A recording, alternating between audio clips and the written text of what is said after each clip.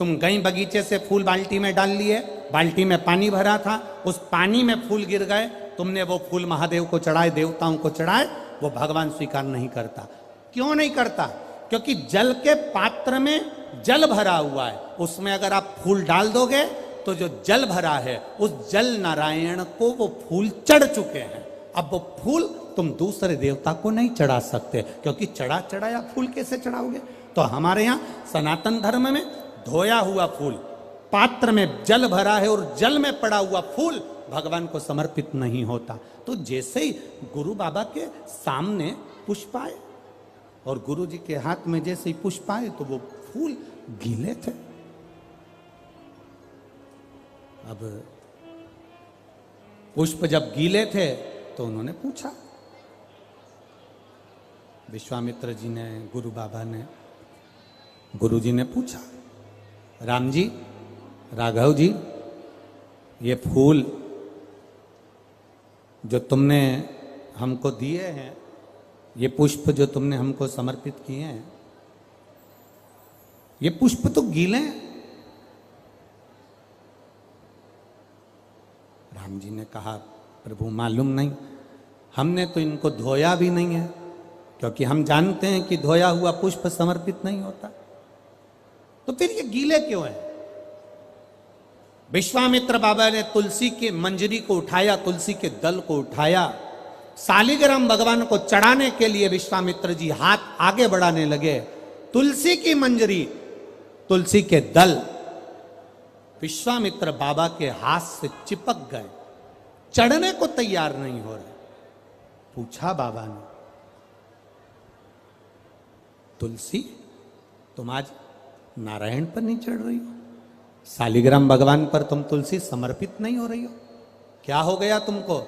तुलसा जी कहती हैं, गुरुदेव, तुलसी के क्यारे में हम सारी बहनें एक साथ बड़ी हुई हैं, तुलसी का पौधा लगकर हम एक साथ बड़ी हुई, पर माता जानकी जी जब बगीचे में घूम रही थी तो उनके वस्त्र हमारे पौधे पर आ गया और उनके चलने से सीता जी के पल्लू के उस चीर से हमारे कुछ पत्ते टूटकर जमीन पर गिर गए।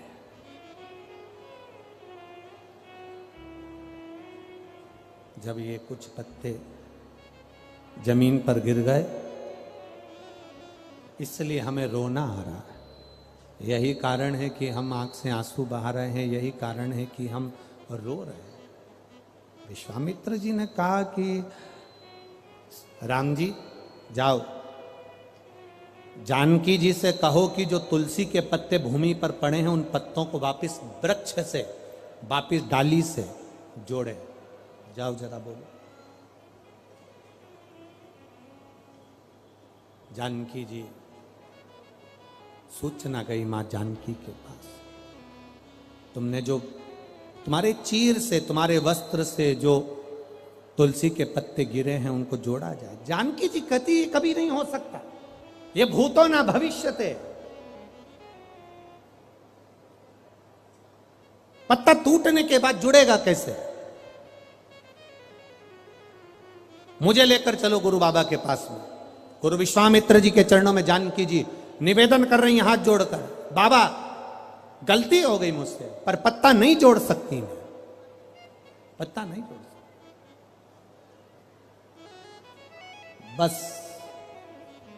वही दिन, हफ्ते में केवल एक दिन ऐसा होता है जो तुलसी के क्यारे से तुलसी के दल को नहीं उतारा जाता। ये वही दिन है, रविवार का दिन, केवल एक दिन, जिस दिन मां जानकी जी ने विश्वामित्र जी के चरणों को दंडवत कर कर कहा, गलती हो गई, क्षमा कर दो। विश्वामित्र बाबा ने उस दिन सालिग्राम बाबा पर तुलसी का दल नहीं चढ़ाया।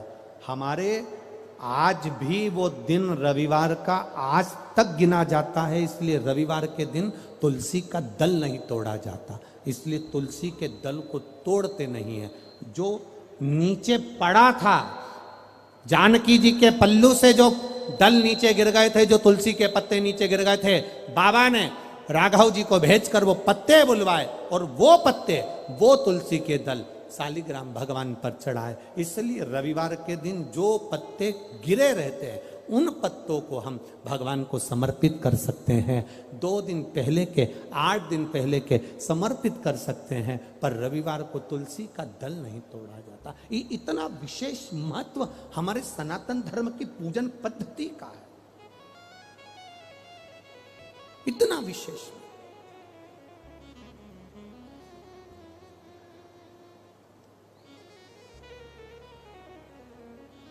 सुयशा के सामने देवाधिदेव महादेव प्रकट हो गए। सुयशा, मांगो तुम्हें क्या चाहिए। सुयशा कहती है कि बस मैं आपकी दासी बनना चाहती हूं। भगवान कहते दासी तो मैं नहीं बना सकता, मैं दासी नहीं बना सकता।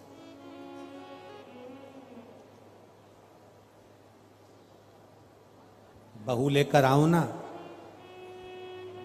बहू को अगर घर में लेकर आ रहे हो तो ये समझकर मत लाना कि मेरे घर का पूरा काम करेगी, सारा काम संभालेगी ना।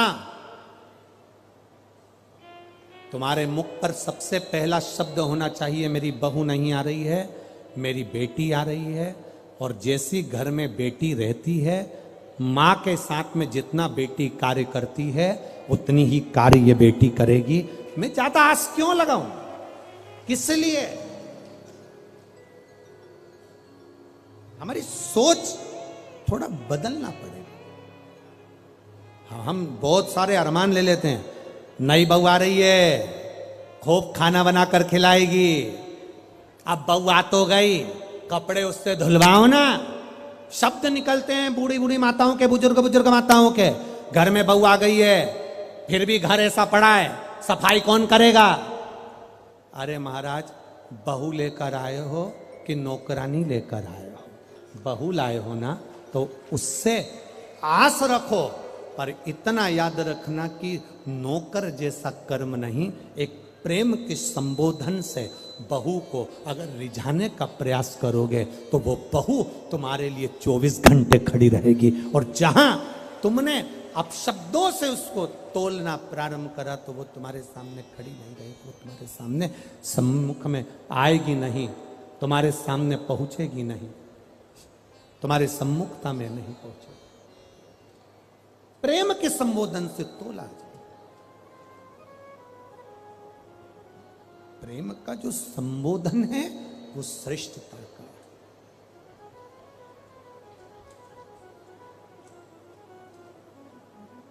सुयशा, तुम्हें मैं दासी नहीं बना सकता। सुयशा, मैं तुम्हें अपने पास में सेविका बनाकर नहीं रख सकता।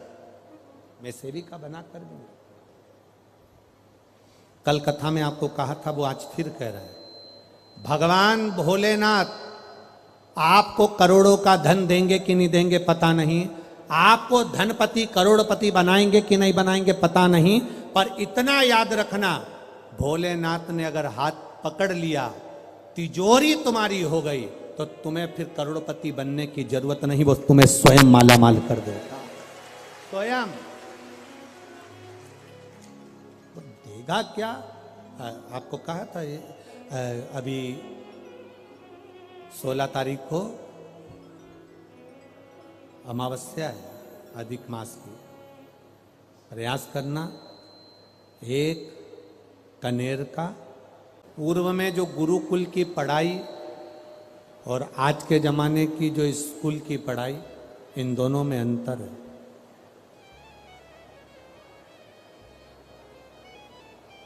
गुरुकुल में जो पढ़ाया जाता था,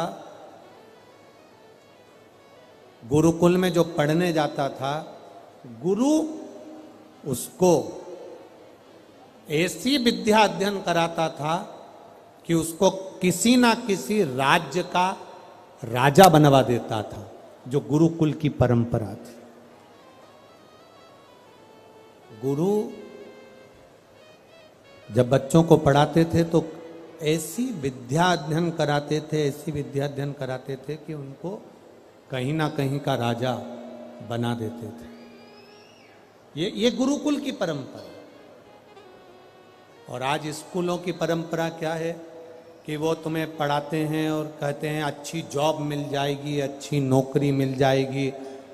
मतलब वो ये नहीं चाहते कि तुम राजा बनकर बैठो। ये जितने भी स्कूल हैं जो अंग्रेजों ने यहाँ खोल दिए हैं, हमारे यहाँ इन स्कूलों का महत्व नहीं था। हमारे यहाँ थी गुरु परंपरा, गुरुकुल की परंपरा। गुरुकुल की परंपरा में राजपाट मिलता है, पढ़ाया ऐसा जाता है कि बच्चों को विद्वान इतना कर दिया जाता है कि वो राज्य एक राजा बनकर बैठता है। और अंग्रेजों ने यही तो विचार करा, ये गुरुकुल की परंपरा को समाप्त कर कर, गुरुकुल की परंपरा को समाप्त कर कर, क्योंकि यहाँ जितने भी अगर गुरुकुल में पढ़ेंगे तो ये कहीं ना कहीं राज्य करेंगे। और अंग्रेज चाहते थे कि भारत में रहने वाला व्यक्ति राज्य करे, ये अच्छी बात नहीं, तो इनको नौकर कैसे बनाया जाए। तो उन्होंने कहा कि स्कूल खोल दिया जाए। स्कूल में क्या होगा, बच्चे पढ़ेंगे और किसी ना किसी कंपनी में नौकरी ढूंढेंगे। खुद की कंपनी नहीं खोल पाएंगे, ये दूसरे की कंपनी में काम करेंगे, पर अपना नहीं खोल पाएंगे। और हमारा सनातन धर्म, हमारी भारतीय गुरुकुल की परंपरा कहती है कि जब किसी गुरु की शरणागति में आप बैठें, सही चलाओ ना बाबा, जब किसी गुरुकुल की परंपरा में आप बैठें, जब किसी गुरुकुल की परंपरा के अंतर्गत आप पहुंचे, तब वो आपको एक अच्छी अवधि तक, एक अच्छे पद तक पहुंचाने का प्रयास करते हैं। एक गुरु आपको कभी नौकर बनता नहीं देख सकता। ये गुरुकुल की परंपरा है। एक गुरुकुल की जो हमारी भारतीय परंपरा है, इसमें वो आपको नौकर बनता नहीं देख सकता। वो आपको हमेशा देखेगा तो सेठ बनता हुआ देखेगा, एक अच्छे स्थान पर बैठा हुआ देखेगा, एक उच्च पद पर बैठा हुआ देखेगा। ये गुरुकुल की परंपरा। कल हमने एक बात कही थी परम पूज्य दद्दाजी महाराज के लिए कि उनके जो शिष्य रहे हैं या जो उन्होंने अपने शिष्यों को ज्ञान प्रदान करा है, या रामकृष्ण परमहंस जी को देख लीजिए, चैतन्य महाप्रभु जी को देख लीजिए, श्रीमद् वल्लभाचार्य जी को देख लीजिए, श्री रामानुजाचार्य जी को देख लीजिए, श्री निम्बाकाचार्य जी को देख लीजिए। इनकी जो परंपरा रही है, इन परंपरा में वो अपने शिष्य को ऐसा बल प्रदान कर देते हैं कि वो अच्छी जगह तक पहुंच जाए, एक अच्छा स्थान ग्रहण कर ले। ये गुरु परंपरा, ये गुरु परंपरा का स्थान। शंभु शरणे पड़े मांगू घड़ी दुख तारो दया करी ने दर्शन आपको। भगवान शिव की परंपरा भी यही है। मेरा भोलेनाथ आपको ना कभी दासी बनाना चाहता है, मेरा भोलेनाथ ना आपको कभी नौकर बनाना चाहता है, मेरा भोलेनाथ ना कभी आपको सेविका बनाना चाहता है।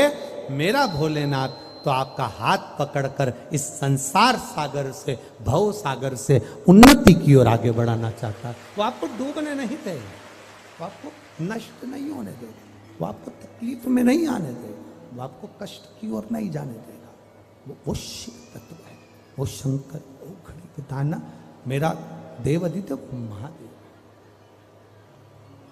वो शिव तत्व है। सुयशा, मैं तुम्हें दासी नहीं बना सकता, सुयशा मैं तुम्हें सेविका नहीं बना सकता। तो सुयशा ने कहा फिर कोई सेवा मुझे दे दीजिए। शिव जी ने कहा सुयशा तुम नंदी से विवाह कर लो, और नंदी से विवाह कर कर तुम नंदी की धर्म पत्नी बन जाओगी। और नंदी की अगर धर्म पत्नी तुम बन गई तो जिस जगह पर नंदी मेरे मंदिर के बाहर बैठा रहेगा,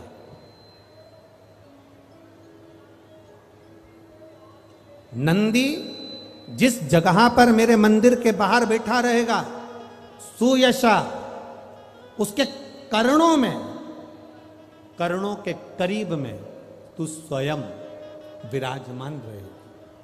सुयशा, जब कोई नारी, जब कोई पुरुष, जब कोई बच्चा, जब कोई बुजुर्ग, जब कोई भी संसार सागर में रहने वाला मानव मेरे मंदिर में आएगा और नंदी के कान में कुछ कहकर जाएगा, तब तू उसको सुनकर माँ पार्वती से कहेगी।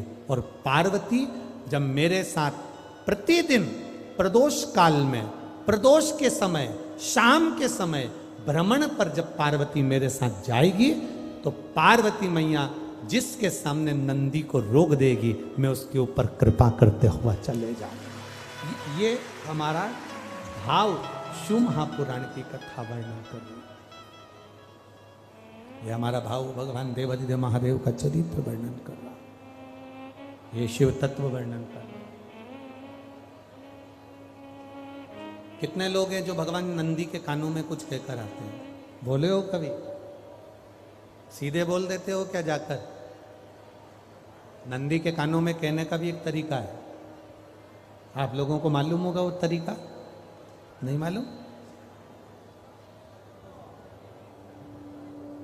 ये बेलपत्री की जो डंडी रहती है ना, बीच का जो भाग है, ध्यान दिए ना जरा सा, ये बीच की जो डंडी है, फिर से देखिए, बेलपत्री के 2 पत्ते और उसके पास में जो बीच की जो डंडी का भाग है, दिख रहा है आप लोगों को? ये 2 डंडी, ये बीच की 2 पत्ती और उसके बीच में जो 2 डंडी का भाग होता है।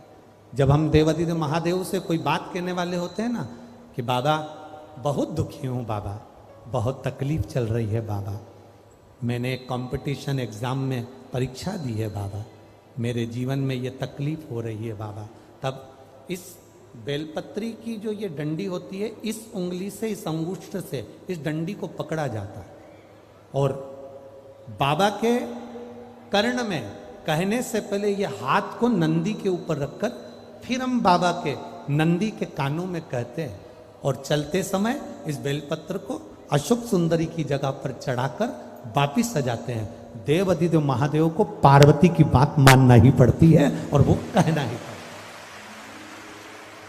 ये बेलपत्र की महत्व है। ये जितना फल एक बेलपत्र की पत्ती में, उतना की उतना फल हम आपसे फिर कहेंगे। कभी मौका मिल जाए जिंदगी में, कभी तुम्हारे जीवन में अगर मौका मिले और कहीं बेलपत्री का वृक्ष मिल जाए जिसकी छांव तुम्हारे ऊपर पड़ रही हो, तुम्हारे ऊपर अगर बेलपत्री की छांव पड़ रही हो, उसके नीचे बैठकर कभी मौका मिले, एक बेलपत्री का पत्ता मात्र रखकर आप शिव जी का नाम लेकर जल भी अगर समर्पित कर रहे हो ना, तो वो 12 ज्योतिर्लिंग को जल चढ़ाने के बराबर फल प्रदान कर। एक बेलपत्री का पत्ता, एक बेलपत्री का वृक्ष, एक बेलपत्री के वृक्ष की छांव हमारे जीवन को कृतार्थ कर देती है, धन्य कर देती है, कृतार्थ। बेलपत्री जब देवाधिदेव महादेव को चढ़ाने के लिए, अब नंदी के कानों में कहने के लिए जाए तो भाव से सुयशा ने कहा कि मैं नंदी से विवाह कर लूंगी, पर मेरा स्थान कहाँ है? भगवान कहते कर्ण। जब हम कहते हैं, सुयशा सुन के पार्वती जी से कहती हैं, नंदी पार्वती और देवाधिदेव महादेव को रोज जब शाम के समय भ्रमण पर ले जाते हैं, तब बाबा उस स्थान पर नंदी रोक देते हैं जिस जीव का शिव जी से कल्याण कराना।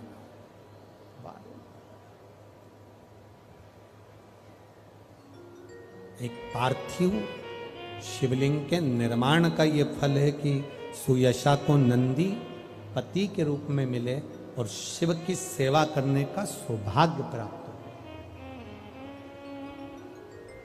भगवान शंकर की सेवा करने का सौभाग्य मिले। आगे वर्णन आया है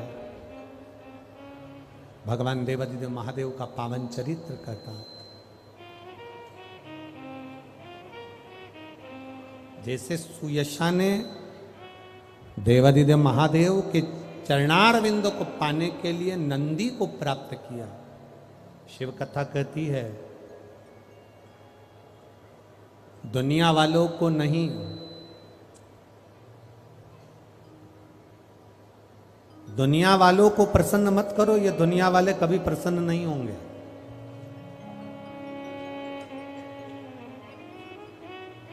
दुनिया वाले अगर प्रसन्न हो भी गए तो थोड़े दिन तुम्हारे साथ में अच्छे से रह सकते हैं। शिव महापुराण की कथा कहती है दुनिया वालों को प्रसन्न मत करो, शिव कथा कहती है दुनिया बनाने वाले को एक बार प्रसन्न कर लो तो तुम्हारी जिंदगी सार्थक हो, तुम्हारा जीवन सार्थक हो। आप अगर हमारी आदत होती है, हम कई लोग ऐसे होते हैं जो किसी ना किसी को प्रसन्न करने में लगे होते हैं, किसी ना किसी को प्रसन्न करने में लगे हुए होते हैं। हमारे भैया को प्रसन्न कर लो, काका जी को प्रसन्न कर लो, ताऊ जी को प्रसन्न कर लो, ताई जी को प्रसन्न कर लो, अधिकारी को प्रसन्न कर लो, इनको प्रसन्न कर लो तो हमारा ये काम हो जाएगा। ना ना ना, शिव महापुराण की कथा कहती है दुनिया वालों को प्रसन्न करने से ज्यादा जरूरी है दुनिया बनाने वाले को प्रसन्न करना। अगर दुनिया बनाने वाला प्रसन्न हो गया तो दुनिया वाले अपने आप प्रसन्न हो। आप इनको पकड़ने का प्रयास कर रहे हो, शिव तत्व कहता है उसको पकड़िए।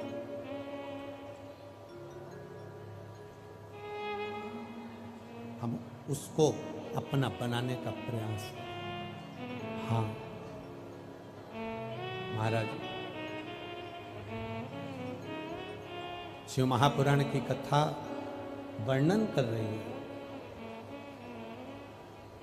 देवता और राक्षसों ने मिलकर मंथन किया और उस मंथन में सबसे पहले गौ माता प्रकट हुई। उस मंथन में सबसे पहले गौ माता प्रकट हुई और गौ माता प्रकट होने के बाद फिर जो प्रकट हुआ वो विष प्रकट हुआ और विष प्रकट होने के बाद देवादिदेव महादेव के पास में ले जाकर भगवान शिव को दिया। भगवान शंकर के पास में जब विष गया तो देवादिदेव महादेव ने देरी नहीं करी, उस विष को पीने में देरी नहीं करी। उन्होंने विष लिया।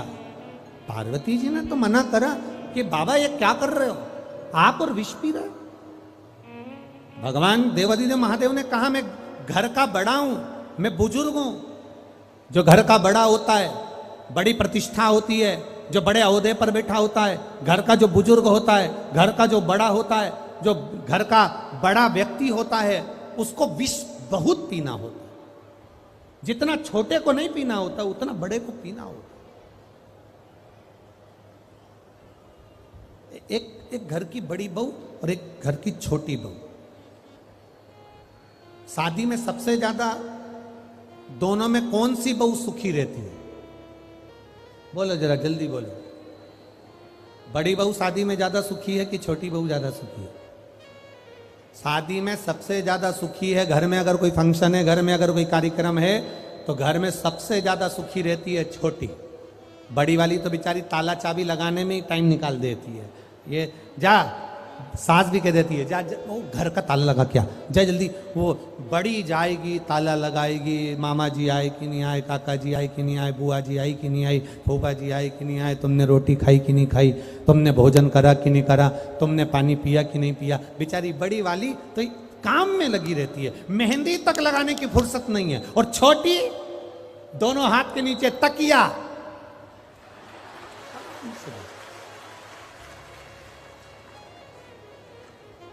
और इतनी चतुर, इतने में पास में ननन बैठी हो ना से, जी जी प्लेट लगा के ला दोगी क्या? अच्छा जीजी भी ऐसी, वो छोटी का कहना मान ले और बड़ी कह दे जीजी मेरे लिए प्लेट ला दोगी क्या? लेके नहीं आ सकती हो? घर की बड़ी हो ना तुम, तुम्हें तो हमको खिलाना चाहिए और हम तुम्हें प्लेट लगा कर दें। और वो छोटी कह रही तो छोटी गई ननन प्लेट लगा के लाई, और ये जी प्लीज मेरे हाथ में मेहंदी मेरे को खिला दोगी क्या? जीजी इतने प्रेम से खिला भी रही, और वो बड़ी वाली ने एक बार कह दिया कि जीजी थोड़ा सा चाय बना ला दोगी, मेरा सिर दुख रहा है, काम कर करके थक गई। भाभी तुम बड़ी हो ना, मैं तुम्हारी ननंद हूं ना छोटी, तुम्हें तो हमको खिलाना चाहिए, हमको चाय बना के पिलाना चाहिए, और तुम हमसे कह रही हो। बड़े और छोटे में भेद हो जाते। एक मां के दो पुत्र, एक 12 साल का, एक 5 साल का, दोनों को भूख लग रही है। 12 साल का बेटा कह रहा है मां मुझे भूख लगी, मां ने उसको थाली में रोटी दे दी, सब्जी दे दी, भजिया दे दिया, पकोड़ा दे दिया, उसने बैठ के खा लिया। छोटा बेटा कह रहा है मां मुझे भूख लग रही है। छोटे बेटे को मां ने रोटी में घी लगाया, नमक मिर्ची लगाया, रोल करा, फिंगर करा, गुट्टा बनाया, पुंगा बनाया, उसके हाथ में पकड़ा दिया, और छोटा बच्चा रोटी खाते जाए, अपनी माँ के पीछे जाता जाए। बड़ा बेटा एक जगह बैठ के रोटी खा रहा। भगवान से प्रार्थना करना, भगवान हमको इतना बड़ा मत बना देना, जैसे वो एक बेटा 12 साल के बैठकर भोजन कर रहा है, हमें इतना बड़ा मत बना देना कि हम एक जगह बैठकर तेरा तप कर सकें, तेरी साधना कर सकें, तेरा भजन कर सकें। हम शिव जी का मैंने तप करा, साधना करी, पर बाबा देवाधिदेव मुझे प्राप्त नहीं हुए। जरा ध्यान देना, एक बार का पशुपति व्रत करा, एक बार का संकट सोमवार का, 16 सोमवार का व्रत करा, एक बार का आपने श्रावण महीने के सोमवार का व्रत करा, एक बार का आपने पशुपति व्रत करा, सावन का व्रत करा, प्रदोष का व्रत करा, या 16 सोमवार का व्रत करा, संकट सोमवार का व्रत करा, या आपने शिवरात्रि का व्रत करा, और उसके करने के बाद भी यदि आपका कोई कार्य नहीं हुआ, मान लो आपने इतना मेहनत कर कर व्रत करा, पशुपति व्रत करने के लिए कितनी मेहनत करना पड़ती है। सुबह से उठो, मंदिर जाओ, मंदिर जाके पूजन करके वापस आओ, थाली को संभाल के रखो, फिर उस थाली में वापस शाम को जाते समय प्रसाद लेकर 6 दिए रखकर फिर बाबा के धाम फिर वापस पहुंचो। कितनी मेहनत करना पड़ती है। अब आपने पशुपति व्रत कर लिया, और उसके बाद भी यदि आपका कार्य नहीं हुआ, आपका कर्म पूरा नहीं हुआ, तो शिव महापुराण की कथा कहती है सुयशा ने 1000 वर्ष तक तप किया था। सुयशा ने, उसके बाद भी देवाधिदेव महादेव सामने प्रकट नहीं हुए थे।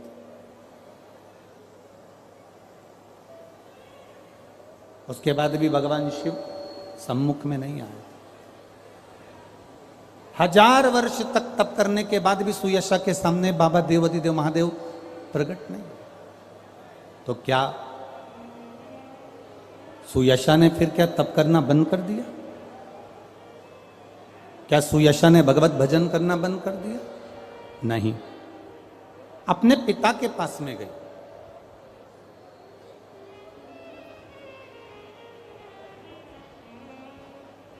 मां के बराबर कोई करुणा करने वाला नहीं होता, पिता के बराबर कोई मार्ग बताने वाला नहीं होता, और सदगुरु के बराबर कोई भाव सागर पार लगाने वाला नहीं होता।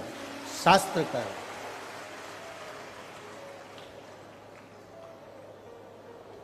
ये हमारा शास्त्र वर्णन कर रहा है।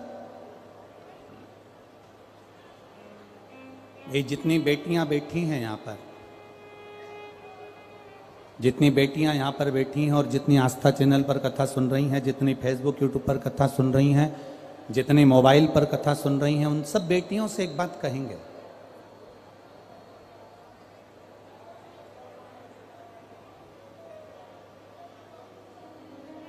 वो द्वापर का युग था जिसमें भगवान कृष्ण द्रौपदी का चीर बढ़ाने के लिए आ गए थे।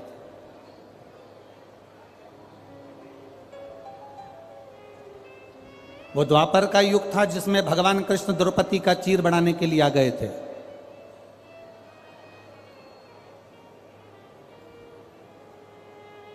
वो त्रेता का युग था जो मेरे सीताराम सरकार माता जानकी को लेने के लिए लंका पहुंचे थे। पर अभी चल रहा है कलयुग। जितनी बेटियां बैठी हैं बड़े ध्यान से सुनना, इस कलयुग में आप स्वयं अपने अंदर ऐसा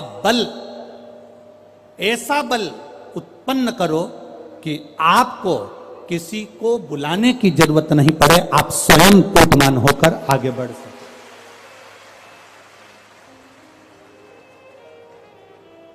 क्योंकि हमारा भजन, हमारा कीर्तन, हमारा मंत्र जाप इतना नहीं है। द्रौपदी के तो मंत्र जाप इतना प्रबल था कि 3.5 करोड़ रोम छिद्र द्रौपदी के शरीर में, 3.5 करोड़ रोम छिद्र अपने शरीर में।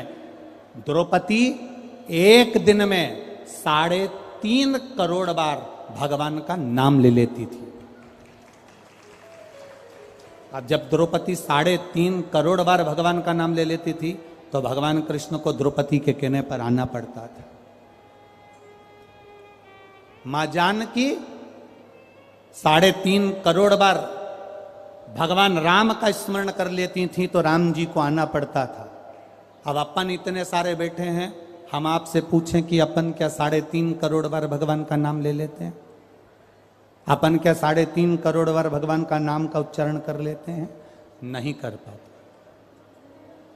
3.5 करोड़ बार हमारे मुख से भगवान का नाम नहीं निकलता।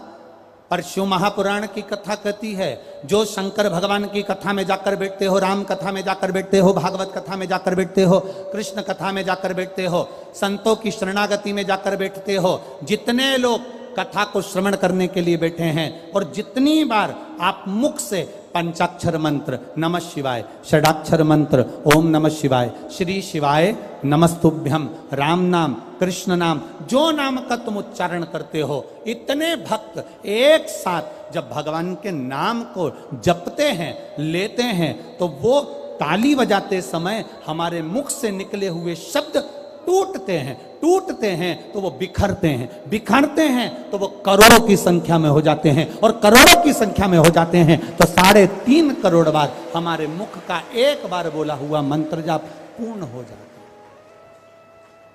हमारे मुख से लिया गया एक बार का जाप 3.5 करोड़ मंत्र जाप के बराबर हो जाता है।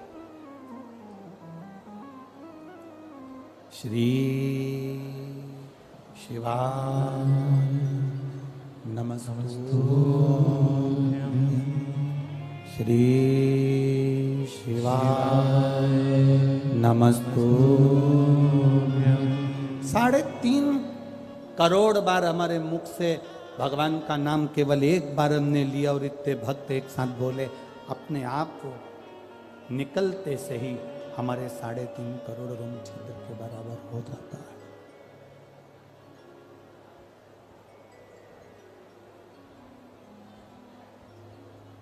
निकलते से शिव कथा कह रही है। सुयशा ने अपने पिता से पूछा, बहुत अच्छी राय लेना हो ना तो अपने पिता के पास जाकर बैठकर पूछना, वो सत मार्ग बता देगा।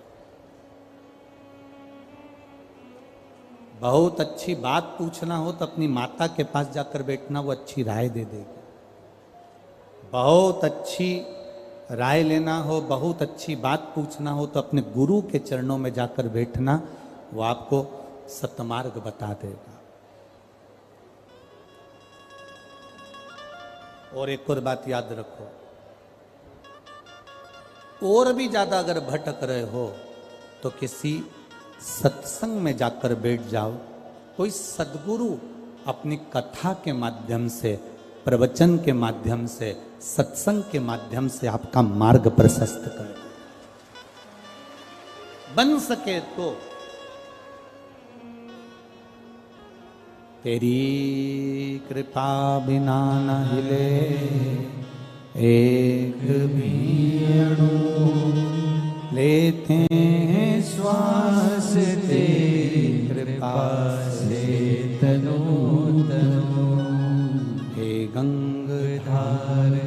मुक्तिदार ओमकार तू, बोले ओमकार तू, आयो शरण तिहारी शंभु तार तार तू।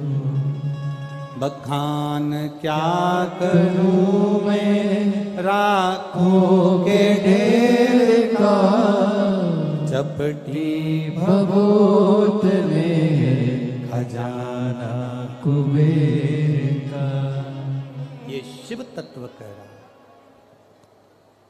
किसी आड़े टेढ़े के पास बैठकर अपनी जिंदगी खराब मत करना। किसी आड़ी टेढ़ी जगह बैठकर अपनी जिंदगी को बर्बाद मत करना। एक बात आप लोगों को पहले भी कही, आज फिर कहते हैं, यहां से निकल कर जाओगे ना, बाहर निकलते से ठेले पर, हाथ ठेले पर चाय ले लेना। पूछना भैया चाय कितने की है, ठेले वाला कह देगा 5 रुपए की है। फिर थोड़ी सी आगे जाकर एक होटल पे रुकना और कहना भैया चाय दे दो। चाय वाला से पूछना चाय कितने की है, 10 रुपए की है। थोड़ा और आगे जाना, कोई अच्छी और होटल देखना, उससे पूछना चाय कितने की है, 15 रुपए की है। फिर 1 स्टार होटल पर जाना, चाय कितने की है, 20 रुपए की। 3 स्टार होटल पर जाना, चाय कितने की है, 50 रुपए की। 5 स्टार होटल पर जाना, चाय कितने की है, 100 रुपए की। चाय की पत्ती वही, दूध वही, शक्कर वही, कप वही, गिलास वही, ठेले पर भी वही कप है, 5 स्टार होटल में भी वही कप है, ठेले पर भी वही दूध की चाय है, 5 स्टार होटल में भी वही दूध की चाय है। ठेले पर भी शक्कर और पत्ती वही है, 5 स्टार होटल में भी शक्कर और पत्ती वही है। बस अंतर इतना है, वो चाय ठेले पर थी इसलिए 5 रुपए की थी, वो चाय 5 स्टार पर थी तो वो 100 रुपए की थी। आप पान की दुकान पर खड़े हो तो आपकी क्या वैल्यू है, आप मदिरा की दुकान पर खड़े हो तो आपकी क्या इज्जत है, आप जुआरी के साथ बैठे हो तो आपकी क्या इज्जत है, और आप संत के चरणों में बैठे हो तो आपकी क्या इज्जत है, ये आपके ऊपर निर्भर है।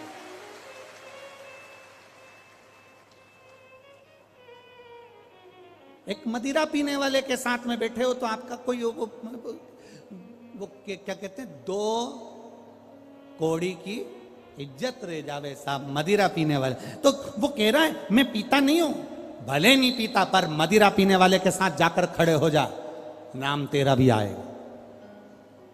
मदिरा की दुकान के सामने जाकर खड़े हो जा, नाम तेरा भी आएगा। जुआरी के साथ जाकर खड़े हो जा, नाम तेरा भी आएगा। नाम आएगा तुम्हारा। हां, रोज रोज मंदिर में जाकर खड़े हो जा तो तेरा नाम वहां भी आएगा। अब दारू की दुकान पर खड़े होगे, मदिरा की दुकान पर खड़े होगे तो लोग क्या कहेंगे तुमको, बेवड़ा। बोलो बोलो, जम के बोलो जरा, क्या कहेंगे, बेवड़ा। जुआरी के पास बैठोगे तो जुआरी, ठीक है। संत के साथ रहोगे तो क्या कहेंगे, ओ महात्मा जी कैसे हो। अब महात्मा जी तो अलग है, संत तो अलग है, पर तुम संत के साथ रह रहे तो तुम्हें भी लोग क्या कहेंगे, महात्मा जी। और तुम रोज रोज मंदिर जाओगे तो लोग तुमसे कहेंगे ये आ गई भक्तन, ये आ गया भगवान का भगत। मतलब आपके बोलने की बात को ही चेंज कर दिया। अब आप कितने बड़े भी अगर जैसे भी हो ठीक है अपनी जगह पर रोज मंदिर जा रहे हो तो लोग आपको भक्त कहने लगते हैं।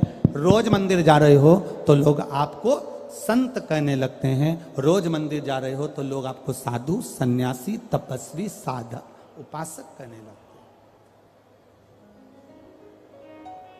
आप वहां तक गए हो, आप वहां तक पहुंचे हो, आप वहां तक पहुंचे हो, आप वहां तक गए हो तो आपका तात्विक प्रेम बड़ा है, आपका तात्विक सुख बड़ा है। कभी अगर लगे जिंदगी में कि हाँ मैं बहुत उलझ गई, मैं बहुत उलझ गया हूं, डीले कम करो डीले। कहीं लगे आपको कि मैं बहुत उलझ गई हूं, मैं कहीं बहुत उलझ गया हूं, तो एक बार अपने माता पिता के चरणों में जाकर जरूर बैठो। एक बेटी को, एक बेटे को माता पिता जितना दे सकते हैं ज्ञान उतना देते हैं। वो भटकने नहीं देते अपनी बेटी को, वो भटकने नहीं देते अपने बेटे को। उनसे जितना बनता है उतना अपने बेटे और बेटी के लिए करते हैं। अपनी कैपेसिटी से ज्यादा वो अपने बच्चों को देते हैं। सुयशा अपने पिताजी के पास में गई, अपने पिताजी के पास जाकर अपने पिताजी से जाकर बोली, मैंने भगवान का 1000 वर्ष तक तप करा पर मुझे भोलेनाथ जी प्रसन्न नहीं हुए। 1000 वर्ष तक मैंने तप साधना करी पर मेरे पर देव अधिदेव महादेव प्रकट नहीं हुए, मेरे सामने प्रसन्न नहीं हुए, मेरे सामने प्रकट नहीं हुए। अब मैं करूं तो करूं क्या? मरुतों ने सुयशा का पिताजी सुयशा से कहते हैं, अब एक काम कर, किसी पवित्र नदी के तट पर चली जा, किसी भी पवित्र नदी के तट पर,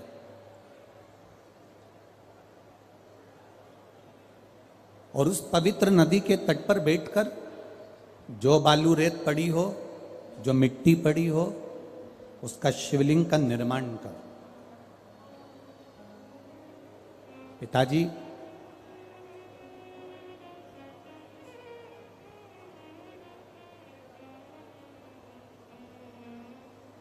शिवलिंग का निर्माण करूं और उसका फिर मैं पूजन करूं, विसर्जन करूं, क्या मुझे देवाधिदेव महादेव मिल जाएंगे? क्यों नहीं मिलेंगे? एक पार्थिव शिवलिंग का निर्माण जब कोई करता है तो उसमें करोड़ों शिवलिंग बनाने का पुण्य एक साथ प्राप्त हो जाता है। एक शिवलिंग अगर पार्थिव बनाए तो उसमें करोड़ों शिवलिंग बनने का फल मिल जाता है, करोड़ों शिवलिंग बनने का फल मिल जाता है। तो आप एक काम करो, एक शिवलिंग का निर्माण करो, ठीक है? अब देखो, पिता का कहना माना तो सुयशा को अपने भोलेनाथ जी का दर्शन हुआ है। पिता अगर मार्ग बताएंगे, पिता अगर मार्ग प्रशस्त करेंगे, पिता अगर बेटी को बेटे को मार्ग दिखाएंगे तो बेटा बेटी का जीवन सार्थक होगा, ये निश्चित है। थोड़ा सा लोगों को बुरा लग सकता है पर हम कहें जरूर, गांव में तो केवल फसल खराब होती है,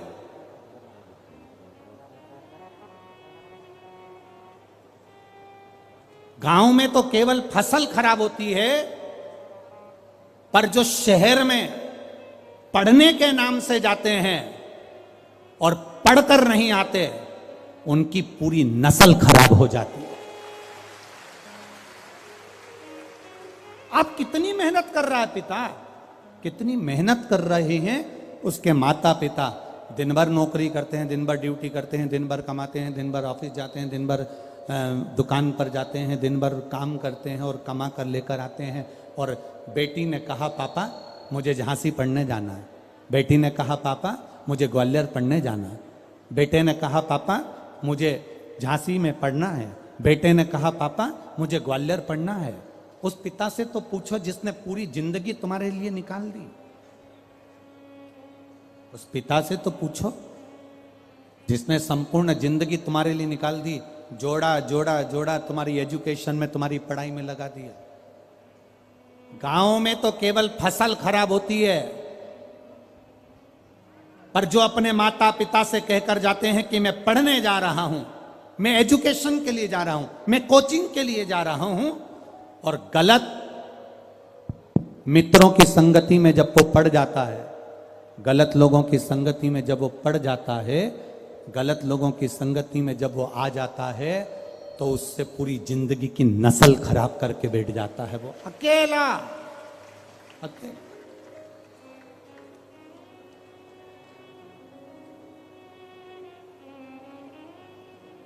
और फिर समझ लीजिए, गांव की फसल खराब हो गई ना, चल जाएगा, पर मेरी बेटियों और मेरे बेटों, गांव की फसल खराब हो गई ना, चल जाएगा। और अगर तुम किसी गलत धर्म के लोगों के साथ में, दुराचारियों के साथ में, ताली प्रशंसा करने वालों के साथ में, प्याली मदिरा पीने वालों के साथ में, थाली गलत भोजन करने वालों के साथ में अगर तुम्हारी संगति हो गई ना, तो पूरी जिंदगी खराब हो जाएगी। इसको बचाना है, इसको बचाना है।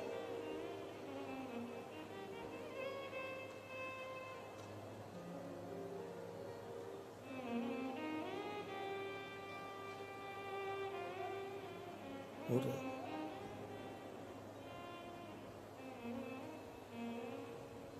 सुयशा ने अपने पिताजी का कहना मान लिया, और सुयशा ने अपने पिताजी का कहना मानकर सुयशा भगवान शंकर के पार्थिव शिवलिंग का निर्माण कर रही है, पार्थिव शिवलिंग का निर्माण कर रही है,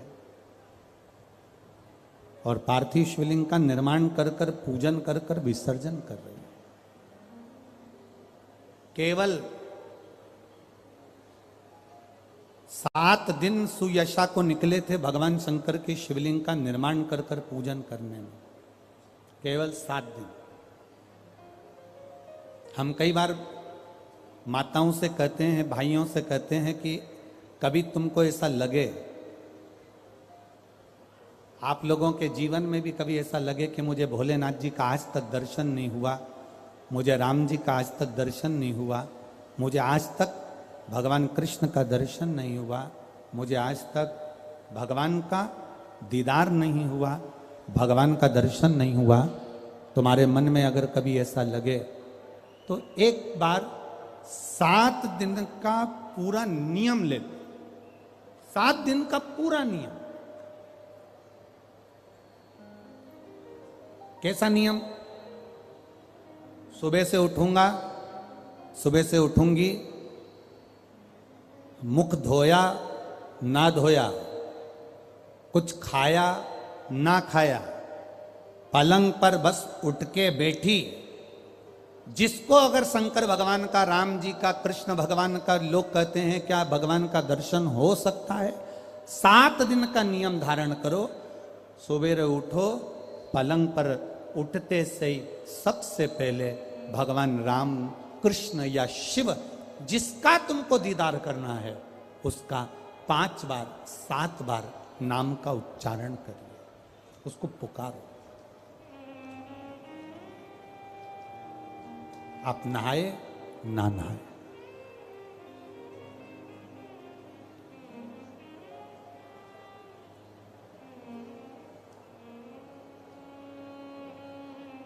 एक पत्र कल आया था, दतिया की कोई माताजी ने लिखा था।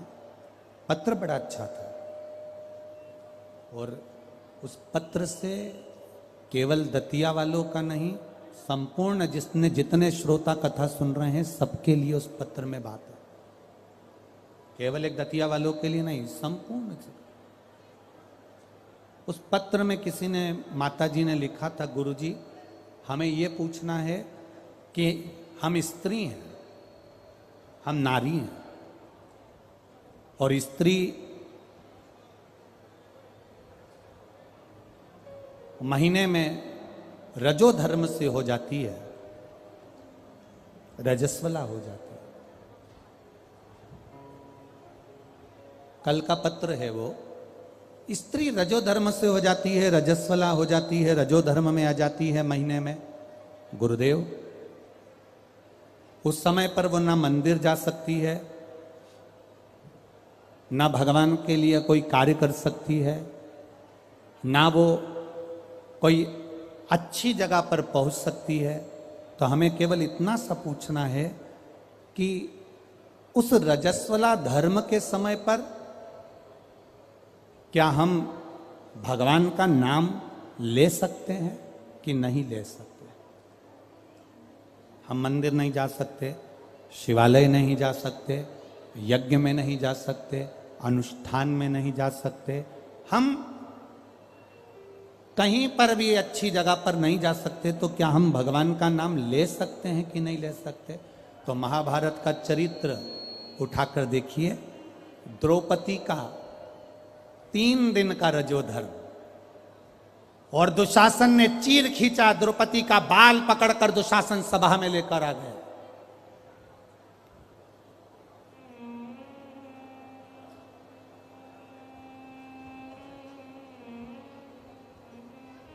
तीन दिन का रजोधर्म है द्रौपदी का, और बाल पकड़कर दुशासन सभा में लेकर आए। और द्रौपदी ने सबसे निवेदन करा, द्रौपदी ने सबसे कहा, सबसे प्रार्थना करी, सबसे बोला, पर कोई साथ नहीं दिया। तब गुरु बाबा के कहने पर द्रौपदी ने भगवान कृष्ण को पुकारना प्रारंभ करा, भगवान को आवाज लगाना प्रारंभ करा। अब ये प्रश्न का उत्तर है तुम्हारा।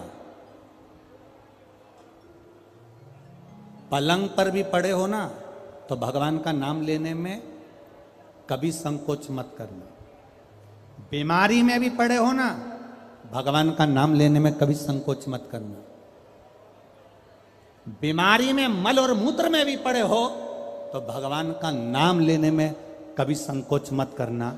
और अगर आप रजो धर्म में भी हो, पूजन नहीं कर सकते, कहीं जा नहीं सकते, पर नाम लेने में कभी संकोच मत करना, क्योंकि जीवन का क्या भरोसा,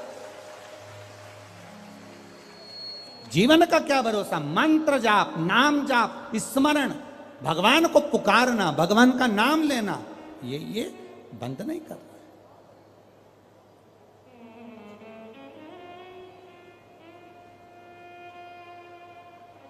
अरे खाना ना छोड़ा, पीना ना छोड़ा, हरि भजन क्यों छोड़ दिया।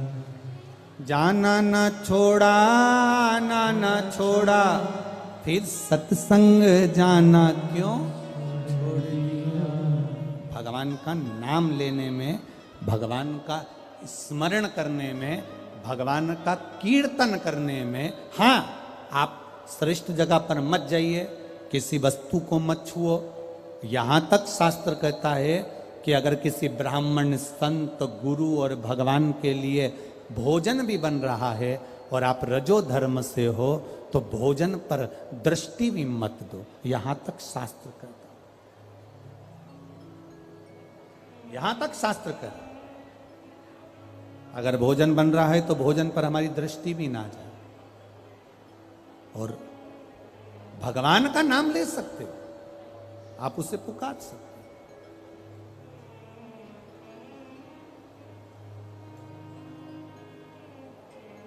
मृत्यु की घड़ी में भगवान ये देखेगा क्या उस समय पर कि ये रजस्वला धर्म में है, तो अभी इसको हम मार नहीं सकते, अभी हम इसको ले जा नहीं सकते। मृत्यु की घड़ी में यह नहीं देखा जाएगा। मृत्यु की घड़ी में तो केवल तुम्हारा जो करा हुआ पुण्य है, मृत्यु की घड़ी में तुम्हारा करा गया सत्कर्म है, मृत्यु की घड़ी में तुम्हारा करा गया अच्छा कर्म है, केवल वो तुम्हारे सम्मुख में रहेगा।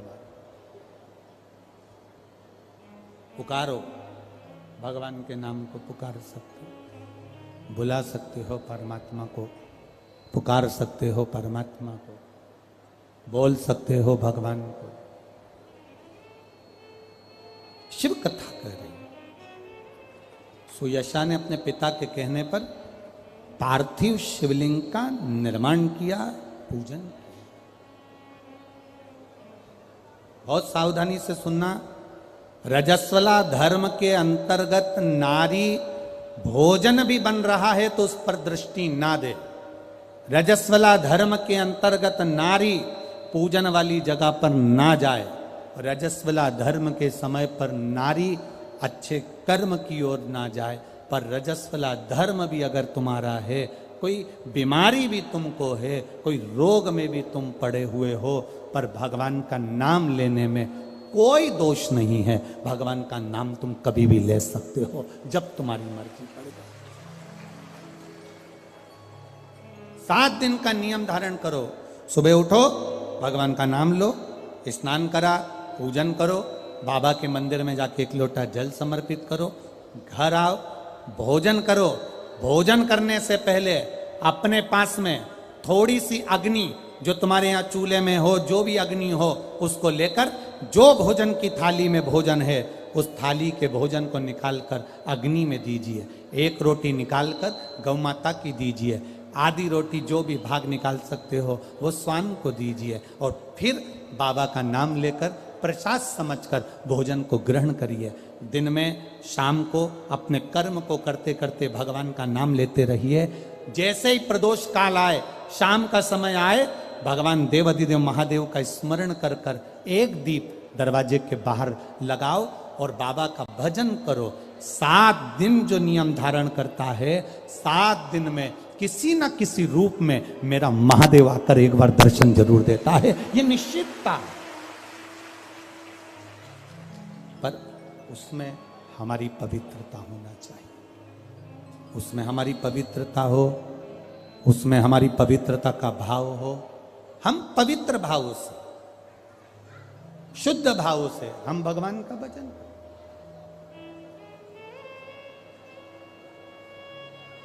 हम तो यहां तक कहेंगे, ये पार्थिव शिवलिंग का आप लोग निर्माण करते हो ना, जितने लोग भी पार्थिव शिवलिंग बनाने के लिए बैठते हो, करोड़ों में शिवलिंग बने, तो बनाते बनाते अगर किसी को उपज भी हो जाए ना, अब मैं थक गई, मैं नहीं बना रही, तो ये बोलने से पहले ही तुम जब शिवलिंग बनाओ और बनाते बनाते तुम्हारे शरीर में ऐसा लगे कि अब मैं थक गई, किसी से मत बोलो कि मैं थक गई, अब मैं नहीं बनाऊंगी, ये मत बोलो। मैं थक गई, ये मत बोलो।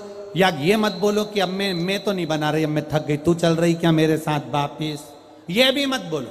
आपसे नहीं बन रहा शिवलिंग बनाते हुए, आप बस उस शिवलिंग को बनाकर हाथ जोड़कर बाबा देवाधिदेव महादेव से प्रार्थना करिए, भगवान शंकर से निवेदन करिए, भगवान शिव से प्रार्थना कर कर बाबा से विनती करो, बाबा आपकी कृपा से जितना बन सका मैंने आपके शिवलिंग का निर्माण किया है। बाबा, ये आपकी करुणा या आपकी उदारता या आपकी दया है जो ये मैंने बनाया। ये आपकी कृपा से, आपकी दया से, आपकी उदारता से मैंने निर्माण किया है। बाबा, ये उनसे निवेदन किया है, ये उनसे प्रार्थना करिए। ऊबो नहीं, ऊबना नहीं है। हम तो कथा में भी कह देते हैं, आपका मन लगे तो शिव पुराण में जाओ, नहीं तो काय को टाइम बर्बाद करने के लिए आते हो। मन लग नहीं रहा,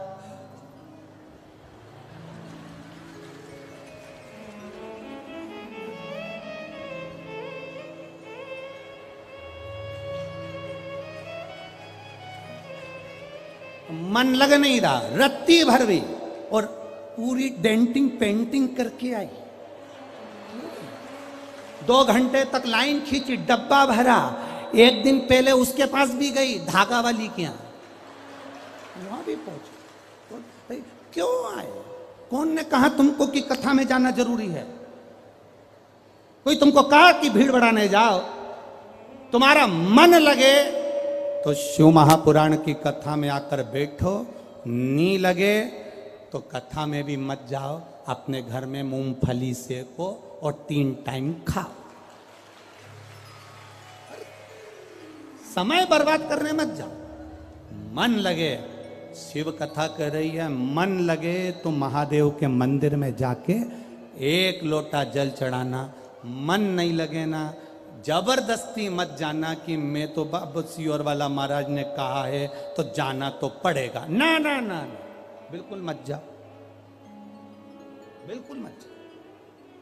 मन करे तो वो कहते हैं ना, दिल तुझको दिया ये क्या कर दिया, अपना मन, अपना दिल, अपना हृदय परमात्मा को दे।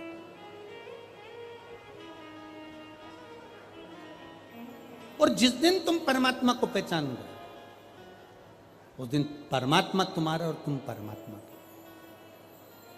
यहाँ इतनी ये दतिया की माताएं हैं, बहुत चतुर हैं। इधर साइड की माताएं बहुत चतुर।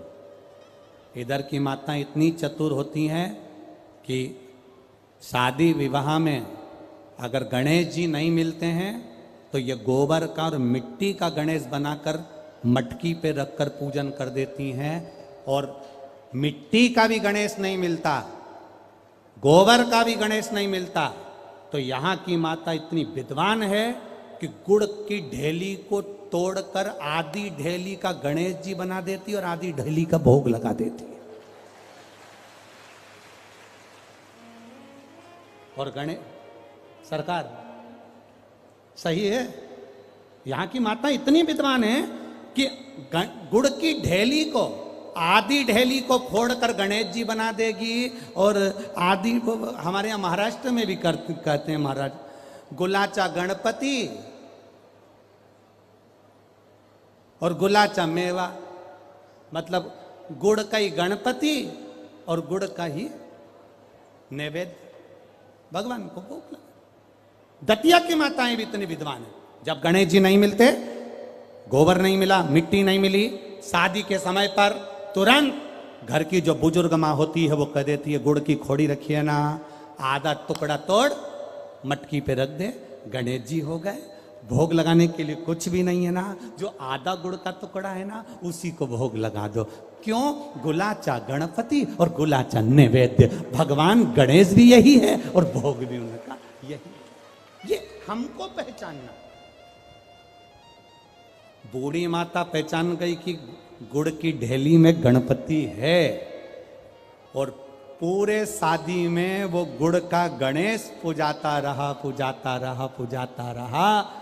और गणेश जी भी आशीर्वाद देते रहे, क्योंकि वो बूढ़ी माँ ने पहचान लिया कि मैं गुड़ की ढेली में भी हूँ। जिस दिन हम पहचान गए कि ये जितने आए हैं और जितने भगवान के भजन करने वाले हैं, संसार में रहने वाला जलचर, थलचर, वायुचर, जितने जीव हैं, जिस दिन हम पहचान गए कि इनके अंदर भगवान है और सब में परमात्मा समाया है, उस दिन मेरे शंकर को मिलने में देरी नहीं लगेगी, वो मिल जाए। गुलाचा गणपति और गुलाचा नैवेद्य। आधा ये है, हम समझ नहीं पा रहे हैं भगवान।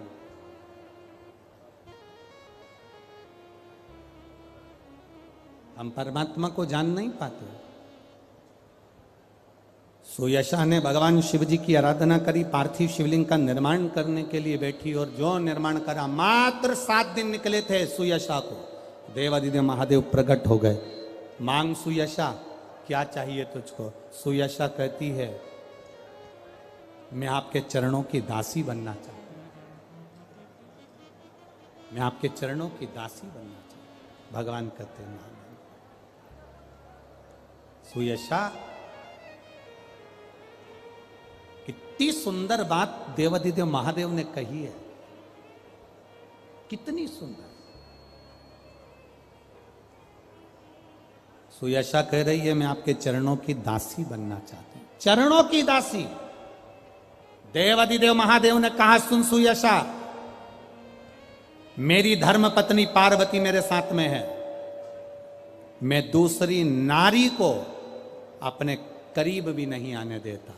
हाँ सुयशा, तो मेरे स्वरूप का स्नान करा, पूजन करा, अर्चना कर, निवेदन कर, बेलपत्र चढ़ा, पुष्प चढ़ा, मैं तुझे फल दूंगा। पर सुयशा, तू कहे कि मैं पार्वती जी का स्थान ले लूं, तू कहे कि मैं संगनी बन जाऊं, ये नहीं हो सकता। सुयशा, ऐ सुयशा, संत, साधु, सन्यासी, तपस्वी, साधक, उपासक, भगवान शंकर कहते हैं संत, साधु, सन्यासी, तपस्वी, साधक, उपासक, अगर इनके सामने एक लकड़ी की स्त्री भी आ जाए ना, तो संत साधु को उसका स्पर्श तक नहीं करना चाहिए, वो श्रेष्ठ संत माना जाता। वो साधु, वो तपस्वी, एक लकड़ी की भी स्त्री अगर कोई बनाकर सामने रख दे, उसका स्पर्श ना हो, उसका स्पर्श।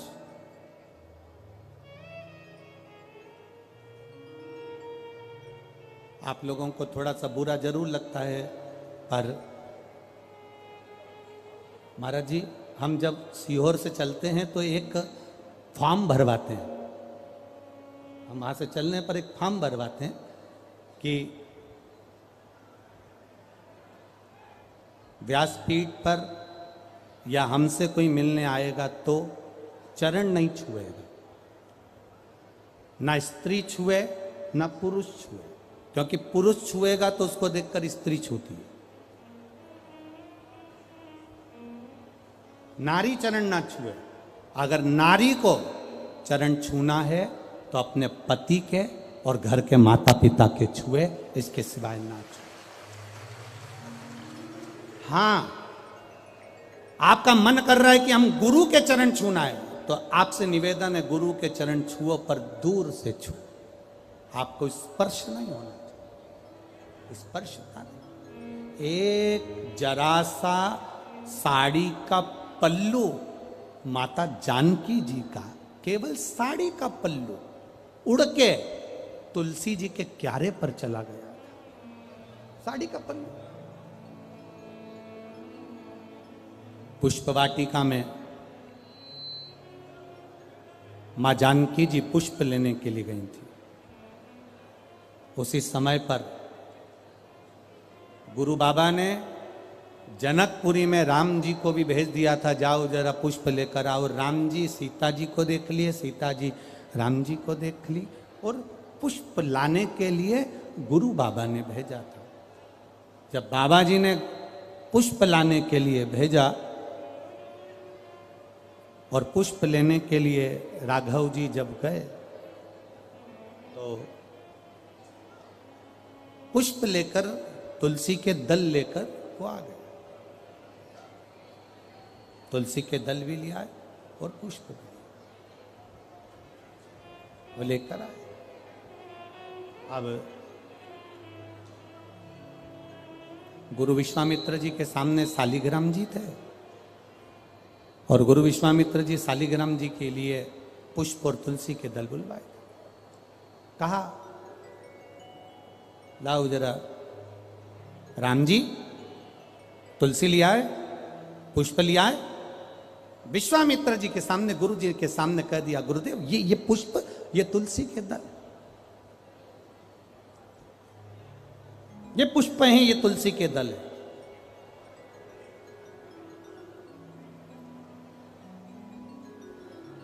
अब